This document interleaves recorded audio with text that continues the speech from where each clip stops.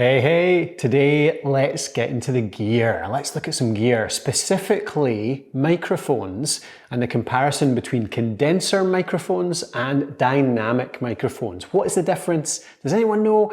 Well, I do, and I can help you find out. Let's get into it. This topic can be confusing to anyone, even experienced podcasters. They still get mixed up between dynamic, condenser, which one suits my voice, which one suits my context, my room. There's a lot of parts go into it. So I'm going to cover how they work, what the difference is, where you might want to use a condenser and where you might want to use a dynamic. Now the TLDR is condensers are more sensitive. They tend to pick up more deep, rich sounds, but they also pick up a lot more room noise. So we'll go into exactly when you might want to use them. Whereas dynamics tend to be more robust, more strong. They can deal with the knocks, they can cut out a lot more room noise, but they're maybe less sensitive, pick up less of your voice resonance even. So they do suit certain contexts really well. So we'll get into exactly what they are. Now, most vocal USB mics, or at least quite a few of them, they can be condensers, but there's plenty of dynamic options there too. So we'll go into some specific mics that fit into either camp and how they can work too. Because I know that searching for that new mic can be intimidating. There's so many out there. Some of them cost quite a lot of money. So you want to make sure you're getting the best value for you, the one that suits you the best. So let's have a look. Condenser versus dynamic, and which mics will we choose? So let's look at it. Condenser versus dynamic, what does it actually mean? Well, it all comes down to what's called the transducer inside the mic. You don't need to know what that means, bit scientific, eh? But there's three kind of transducer, can't even say it. Transducers in microphones. There's condensers, dynamics, and ribbon. Now, ribbon mics are super high quality, very good sounding, but super expensive, and they break at the drop of a hat or the drop of a mic. So that's why we look at just condensers and dynamic. So coming to dynamic microphones. Dynamic microphones, essentially the breakdown is that they are less sensitive, okay? They don't need power to power them. They're very robust. A classic is this, it's the Shure SM58.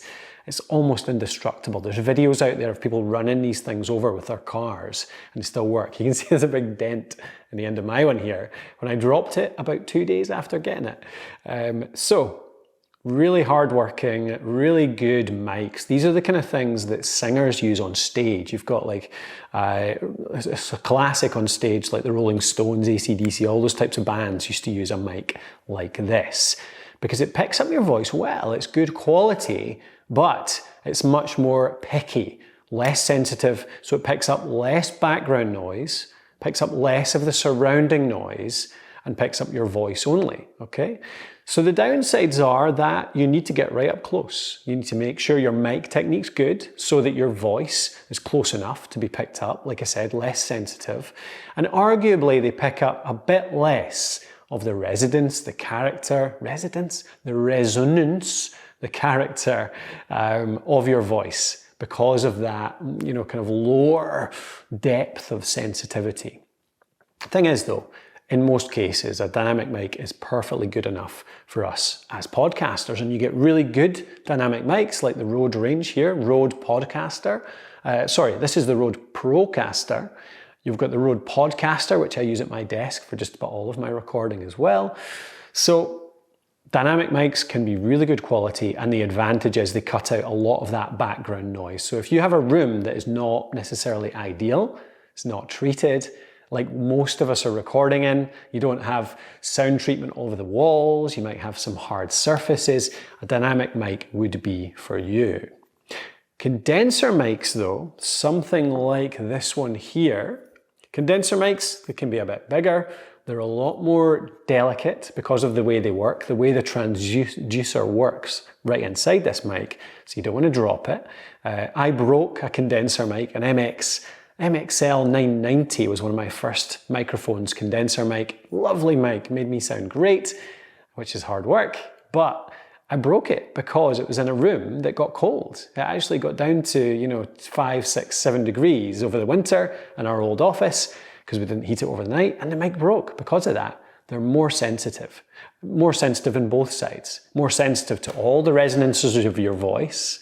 So it picks up everything about your voice, which is great. It makes you sound deep and resonant. Dynamic mics can do that as well, but there is a difference with a condenser too. But equally, the big downside is that means they're more sensitive to everything else. So if your room is not ideal, if your room is not well treated, if it has any kind of background noise, any kind of echo, anything like that, your condenser will pick that up as well. So it makes great things sound great, as in your voice, but it makes bad things sound loud and, and really stands them out as well, okay? So you'll hear everything. So to use a condenser mic well, you tend to need a good room to put it in. Even just a little bit of sound treatment, as long as it's soft with, carpets, curtains, couches, that kind of stuff, then that can work well. But if you're recording out and about, if you're recording in just any old room, the dynamic mic's the choice for you. So that's what it comes down to for me when you're choosing. Dynamic mic for people who might not know where they're going to record next, or they're just setting up in any old standard room. You've got to record in your kitchen, and you don't have to worry about the background noise or anything like that. If you want to not worry about any of that, you want the mic just to last forever, then dynamic mic is for you. But if you do have a dedicated recording space, decently well treated, and you want to get the very most from your voice, then a condenser mic can be worth it.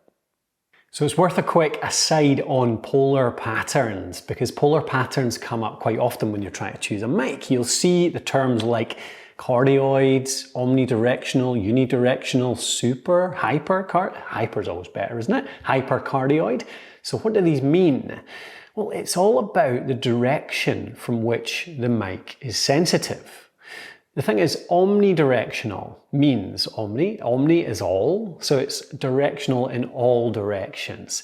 So that means an omnidirectional mic picks up sounds from anywhere. It means it's sensitive to sounds from the front, the back, the sides, the top, the bottom, anywhere at all. So an omnidirectional mic characteristics would be that it might pick up more background noise. It'll pick up more sounds from all over there rather than just your voice. And that is why, as podcasters, even singers, anyone like that, they're looking more for a cardioid pattern.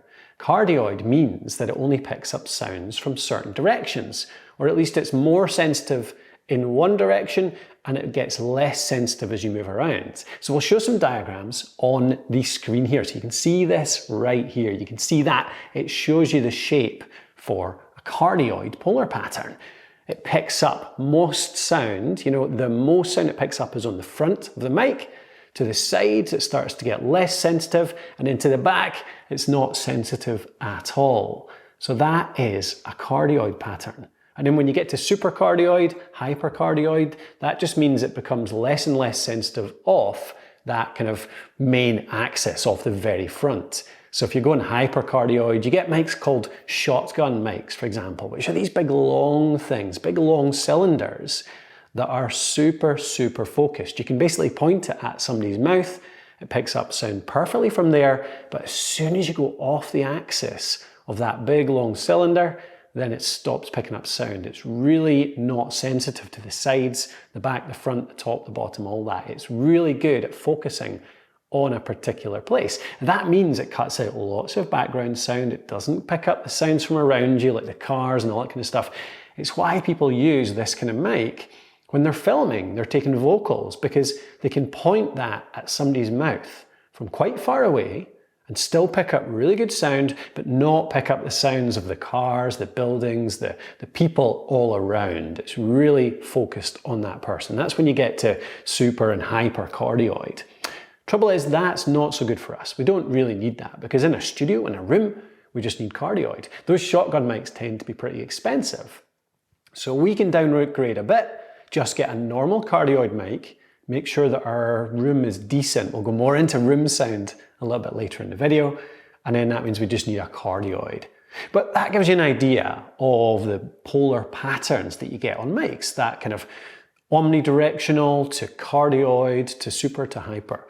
And when you see something like unidirectional, that just means one directional. So that's really just another word for something similar to a cardioid mic. So I hope that makes sense. What we're looking for as podcasters is something that is quite unidirectional, at least cardioid, and then we get in front of that mic and it helps to pick up only our voice and not the surrounding sound.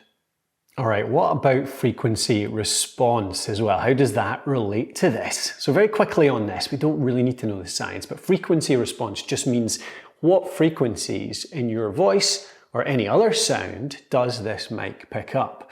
Now with something for our vocals, we're looking for something relatively flat, but with some shapes in there. So here's just a few tips. For example, some mics, you might get a little bit of a peak in the 5 to 12 kilohertz range. That helps to improve the kind of presence of your voice, okay? And some lift the 500 to 800 hertz range. That's more about the warmth, you know, it's the kind of lower end, picking up a bit more of that. So if you see some peaks in those areas, that's kind of what it's aiming to do there. Then you'll always see a bit of a roll off on the low end. So often it's below about 80 hertz or so. That counts as a high pass, as in it's passing the high sounds, cutting off some of the low. And then you get a low pass as well. It cuts off some of the 12 kilohertz and above range to cut out some of those really high frequency sounds. Because our voice is more in the middle of that. That's what we're looking to pick up. These can be quite helpful in cutting out things like, you know, the high pass, cutting off the low frequencies helps to cut out traffic noise from outside or kind of bumping on the floor or on the desk, things like that. And that low pass that cuts out some of those high frequency sounds, it can cut out buzz from lights or, you know, any other high frequency electrical noises, that kind of stuff. So that can be quite useful. But bear in mind, some people want a mic that lets through all the frequencies, doesn't put a shape on that sound, because then they want the kind of raw sound to process later. You can put your own EQ on that later. For us as podcasters, I would suggest that you want a mic that is focused on sound. So those things that I've mentioned before, if you see some peaks there, you see a bit of a roll off on the bottom or roll off on the top, that's good for us as podcasters because we want to try and do as little of that ourselves as possible. We're not audio engineers. We don't want that. So if you see that shape, then that's good for you. And you can always use tools like Alitu, for example, has automatic audio processing that does a lot of that for you. Cuts out some of the bumps and noise reduction, all that kind of stuff. So that gives you an idea though, what frequency response means, what you're looking for in the microphone that you choose. A couple of other terms just worth mentioning. I'm not going to go into them, but if you want to know more about them, you can go to our link in the description below to go to our full mic article on this if you are interested. But things like impedance, you've got things like sound pressure levels. I'm looking this up because actually I don't even know much about these. You don't need to as a podcaster. Sound pressure levels, equivalent noise level, signal to noise ratio. But we have writers on the team that know everything about this stuff and they've written that in the article. So go and have a look there if you're interested, if you want to know more about them. But again, all of the mics that I'll recommend in the upcoming section, good for all of these elements, all of these techniques, tactics, whatever you want to call them. So you don't need to know much about them, but if you are interested, if you are geeky about that, go and check out the link below in the description. Okay, let's get to the bit you really want to know, which is which mic should you buy? So if you're going down the condenser route, like I said, if you've got a good room, you want to get the very most from your voice, you're happy to deal with the sensitivity and the fragility of these mics, good condenser mics include the AKG Lyra. Lovely mic, comes with its own stand. Really good sound, decent value as well, not too expensive. So that's one option. You've got these, which is a Rode NT USB Mini. Nice little mics as well. They come off their stand, you can mount them on something like this, like a boom arm. Really nice quality too. So those Rode mics are worth having a look at. And then you have something like the Samson Satellite as well. The Samson Satellite, great condenser mic from Samson. Really nice quality, decent build quality as well. And the final one I'll mention is the Shure MV5. That's a good one from Shure. Shure, great quality company, just like the Shure SM58, but that's their condenser one, the MV5, worth looking at if you're looking for a condenser. On dynamic mics, I've already mentioned this one, the Shure SM58. Obviously it's an XLR connection, so you do need a digital recorder or a mixing desk like this to plug it into. But if you're looking for USB options, the Samson Q2U is a classic. Dynamic mic, plugs in through USB. It's also got an XLR on it as well. Great quality and great value. It's only, $50 to $100 given the whatever deals are going on at the time. And then a couple of my favorites as well. You can see here the Rode Procaster. Great dynamic mic, makes you sound great. I think there's not much to tell in terms of what it gets from your voice when you compare the Procaster or the Podcaster. I've got the Podcaster on my desk over there as well. That's the USB version. So if you want an XLR to plug into a mixing desk like this or a digital recorder, you've got the Procaster. And then for USB, straight into your computer, the Rode Procaster. Higher budget than the Samson Q2U, but definitely higher build quality, definitely a little bit better in terms of the quality of the audio as well, and works really well with the boom arms as well if you want that flexibility. So there's a few recommendations for you, both condenser and dynamic microphones. Hope that gives you something to go and have a look at. Best thing you can do is if you can manage to get along to an event, something like Podcast Movement or Podfest, then you can often try out a lot of these microphones and see how they sound with your voice.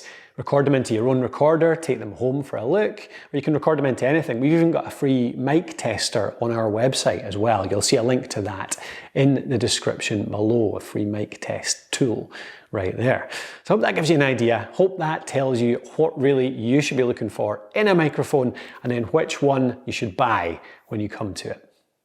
And that's your law on condenser versus dynamic mics. Quick sum up really is if you're in a non-professional studio, a dynamic mic generally will suit you best. It'll help you get a good lot from your voice, but won't pick up all the surrounding noise. It'll isolate your voice and cut out the rest pretty well. And you get some really good dynamic mics that still make your sound, your voice, come across really well, still picks up that resonance. But if you do have a nice studio, if you do have a good permanent room that you can soundproof, that's nice and soft, maybe it's worth it. Maybe it's worth upgrading to that condenser mic to sound really deep, really resonant and get the most from your voice. So I hope that gives you an idea of which is which. Please do have a look in the description below. You'll see links to just about everything I've mentioned, from the mics that we talk about to the articles I mentioned, further reading, all that stuff. And please do hit that bell, that alert icon in YouTube so that you see more of our content when it comes up, when we put our videos out every single week. All right, thank you very much for watching. This has been all about podcast microphones, about condenser mics, dynamic mics, polar patterns, all of the different intricacies when it comes to microphones. I hope it's covered it all for you. I'll see you on a future video.